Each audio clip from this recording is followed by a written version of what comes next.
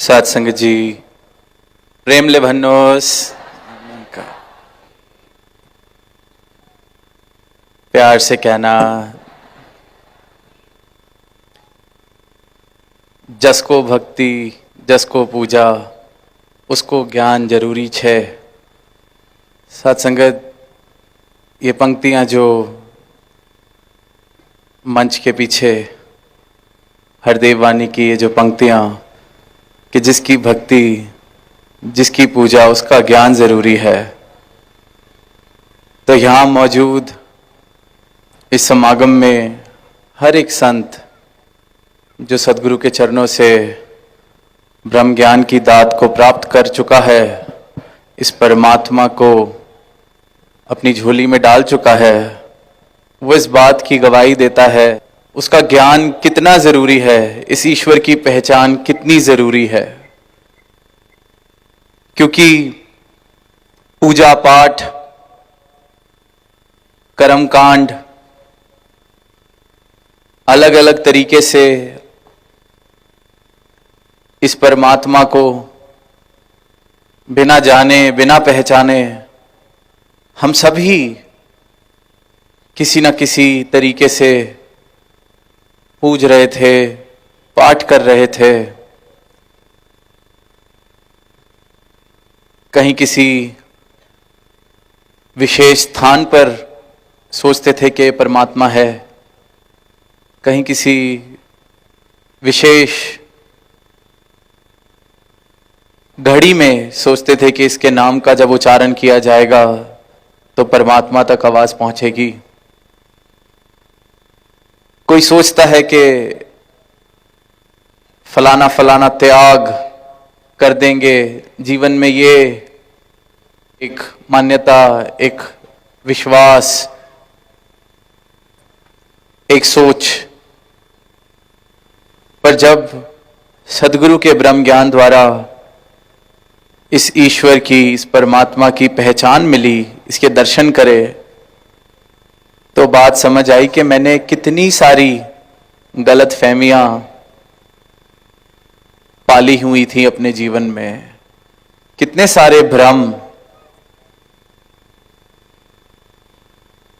कितने सारे ऐसे भ्रमों से अपना जीवन भरा हुआ था मेरा। कितनी नादानी, कितनी नासमझी की बातों में मैं उलझा हुआ था। कहां मैं जात, वर्ण, खान पान, कितनी दीवारें बना के बैठा था और ये सोच रहा था कि ये परमात्मा के द्वारा, धर्म के द्वारा मानव का विभाजन इस रूप में किया गया है।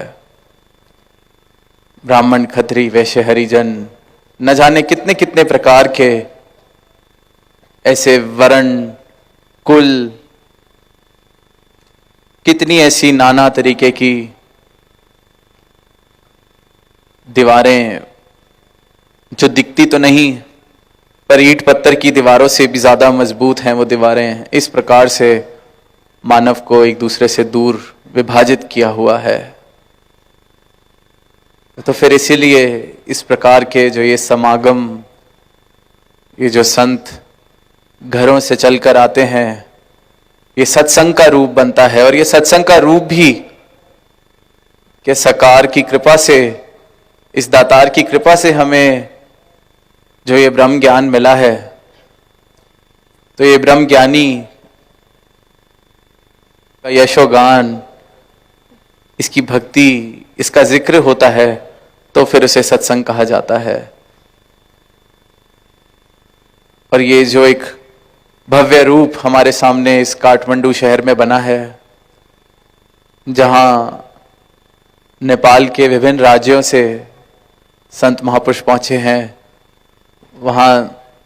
हिंदुस्तान से भी अनेक राज्यों से महापुरुषों ने यहां पहुंचकर बहुत ही उत्साह से इस समागम का हिस्सा बने हैं। तो जब चंद महीनों पहले ये तैयारियां शुरू हुई, तो जब मैसेज मिलता था कि मैदान देख लिया गया है समागम के लिए और लगता है कि जितनी जगह मिल भी गई है, पर फिर वही आज जो ये रूप बना है, तो दिख रहा है कि यहाँ नेपाल के संतों ने इतने प्रेम से इस समागम स्थल को तैयार किया, तो आप सब ने उतने ही प्रेम से इन सेवाओं को प्रवान करके यहाँ पहुंचकर उनकी सेवाओं को चार चांद लगाए हैं अपनी हाजिरी से।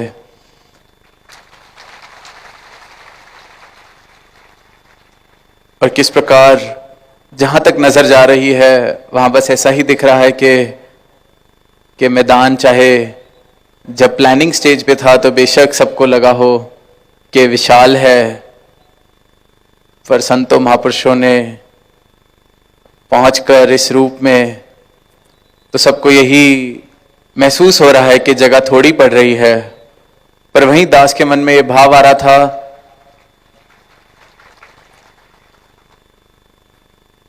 कि जब इस प्रकार से समागम मैदान में जगह कम पड़ती है, कितना विशाल परिवार सदगुरु के चरणों से जुड़ता जा रहा है, इस निरंकार की पहचान कर कर सही मायनों में अपने जीवन में भक्ति का आनंद ले रहे हैं। और जन जन को, हर एक मानव को यही एक पैगाम, यही एक संदेश कि इस प्रभु परमात्मा का जिक्र तो बहुत मुबारक है, पर इसकी खबर, इसके दर्शन ये भी पहले आप प्राप्त कीजिए, फिर जिक्र में और आनंद। जैसे कितनी बार हम एक बड़ी साधारण सी मिसाल, बड़ी साधारण सी बात सुनते हैं कि सिर्फ रोटी रोटी बोलने से या सिर्फ पानी पानी बोलने से ना प्यास बुझती है ना भूख मिटती है, पर एक बार जो पानी पी ले या रोटी खा ले उसका पेट भी भरता है, और फिर उसको समय में परमात्मा आ जाता है, वो भी फिर यही गवाही देता है कि रटन तो रटन ही है, उससे किसी तरह से मेरी रूह की, मेरी आत्मा की तृप्ति नहीं हुई, कोई आनंद मैंने महसूस नहीं किया। पर जीवन में जब ये सही मायने में सदगुरु के ब्रह्म ज्ञान द्वारा मेरे जीवन में परमात्मा बस गया, तो आनंद की शुरुआत, तो सुकून की शुरुआत, तो भक्ति की शुरुआत सही मायनों में हुई। यहां भी हम देख रहे हैं कि कहने को तो नेपाल, पर कितनी सारी भाषाओं का आज उपयोग किया गया इस एक संदेश को देने में, इस एक की बात करने में। तो यही खूबसूरती इस परमात्मा ने जब ये रचना रचाई, इस एक ने, इंद्रधनुष देखने को मिलता है जब बरसात के बाद सूरज की किरणें जो आसमान में ये बूंदें होती हैं, मॉइस्चर होता है, उसके बीच में से पास थ्रू करती हैं, तो 7 रंगों में वो एक सूरज की किरण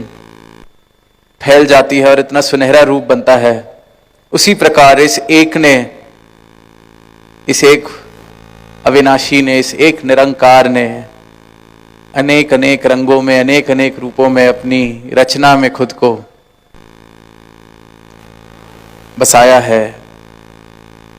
खुद इस रूप में ये इतनी खूबसूरत रचना बनाई है,